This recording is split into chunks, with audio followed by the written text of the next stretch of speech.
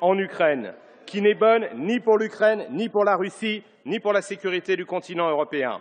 L'ambition de la France, comme de l'Allemagne, est de parvenir à une paix durable et négociée conformément à la mise en œuvre des accords de Minsk, qui est la seule feuille de route agréée par l'ensemble des parties. Son respect intégral permettra la levée des sanctions.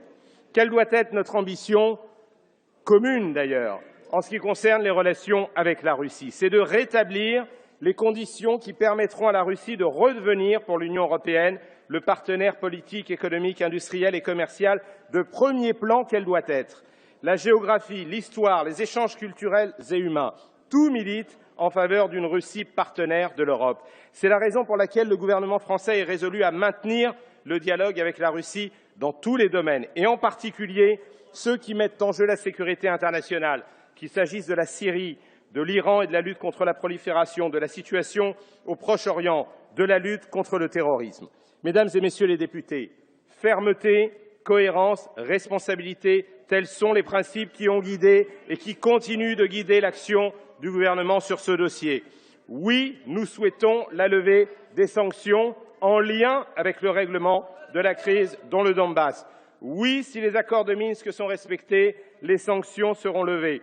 Telle est la position unanime de l'Union européenne et ce serait une erreur de sortir de ce cadre. Ce cadre, c'est le respect du droit international, c'est le règlement pacifique négocié du conflit en Ukraine, c'est l'unité des Européens en appui au processus de Minsk et aux efforts franco-allemands au sein du format Normandie.